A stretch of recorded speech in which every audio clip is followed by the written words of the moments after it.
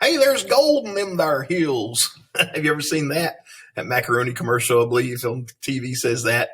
I talk about liquid gold macaroni. Well, we're going to talk about gold today.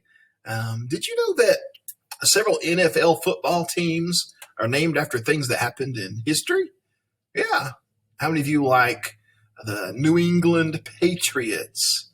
You know that football team, right? You ever seen their symbol, their mascot? He's a patriot soldier from the Revolutionary War.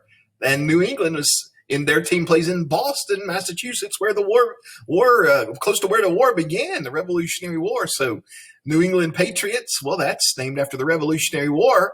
How about the San Francisco 49ers? Do you like that football team? I wonder why in the world the San Francisco 49ers are called that.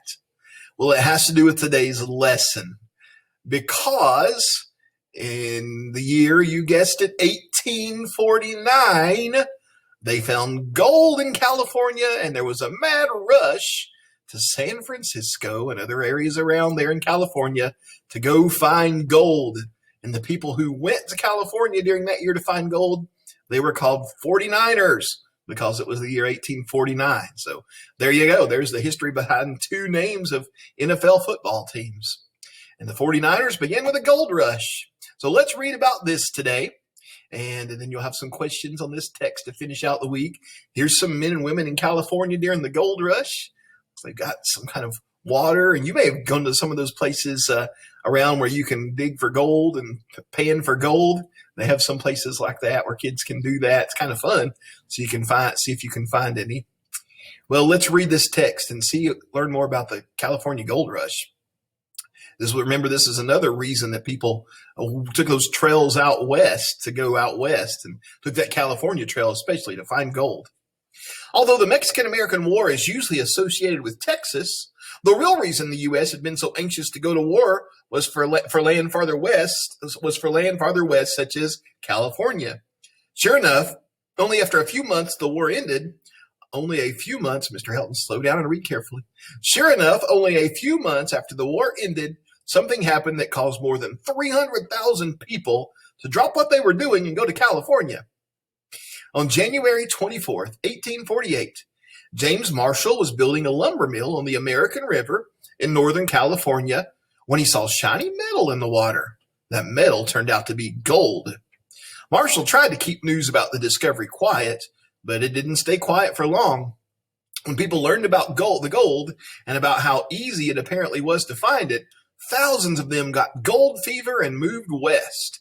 However, it wasn't easy to get there. Well, we know that because those trails were dangerous, weren't they? Some people went by sea, taking sailing ships all the way around South America on a journey that took 5 to 8 months. Some went by both land and sea, traveling to Central America by ship, crossing Nicaragua or Panama on stagecoach, then taking the ships up the Pacific coastline. Some came by land, traveling by the wagon train along the Oregon Trail, and then turning left after South Pass onto the California Trail. The biggest year of the migration was 1849, which is why people who migrated west became known as 49ers. Although most 49ers were Americans, some of them were from other countries such as Mexico and China. Some of these prospectors, that's people who were digging for gold, made more money in 6 months than they had been earning in 6 years. Some of them bought a lot of land in California. Before I finish this last sentence, let's take a look at some of these pictures. Here's a picture of San Francisco during the gold rush. Here's an ad for a ship that took people to California during the gold rush, like a newspaper ad or some kind of ad like we see today. Trying to get people to buy this product or sail on their ship to get to California. Whoops, let me go back. I need to go back one page to see what that sentence said. So some bought a lot of land in California. Others lost their money by gambling it away, losing it, or spending it unwisely. The gold rush had a lasting impact on California. The migrant population of the territory exploded practically overnight.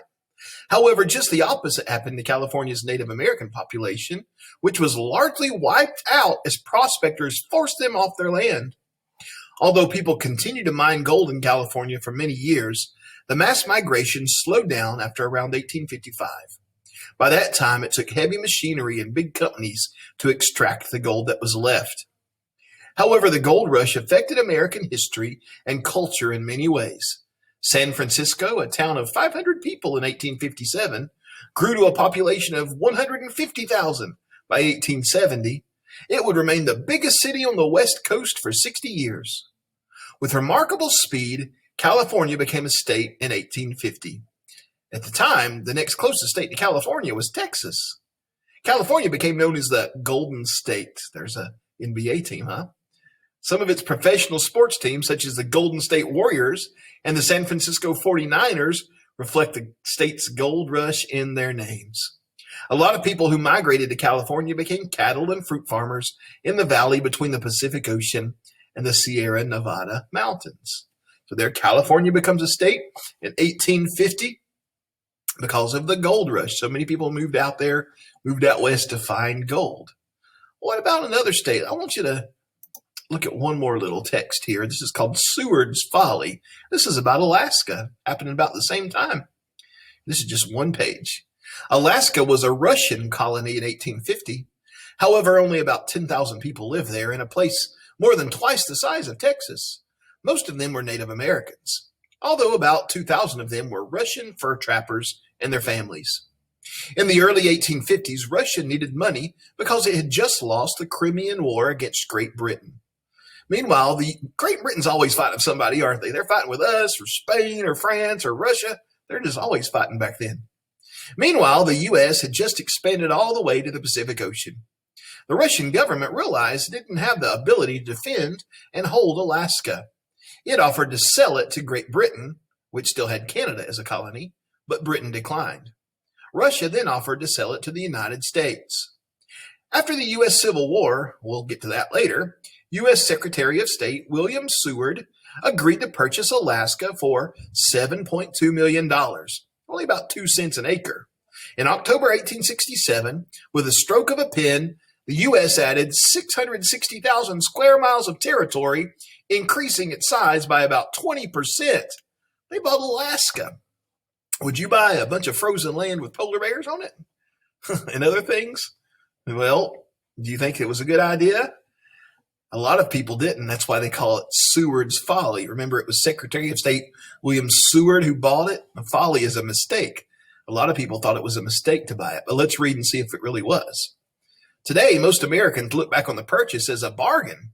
However, at the time, some believed that adding Alaska to the U.S. was a bad idea. No valid reason at all exists for the acquisition of Alaska, one newspaper said. It was one of Old Man Seward's follies. The United States have now more territory than government knows what to do with. So there's a map of Russian Alaska in 1860. Yeah, so Alaska's not really connected to the United States. To get to Alaska, you'd have to go up through Canada, wouldn't you? Or take a boat to get to Alaska. But it's a state now, becomes a state of the United States. So we've added California to the gold rush. We're going to find out later on, too. They find some gold in Alaska, too. So it was really a good purchase because there were precious minerals there that were worth a lot of money. All right, you got a few questions for today's lesson, and you'll be done with social studies for the week. Thank you for listening, and have a great day.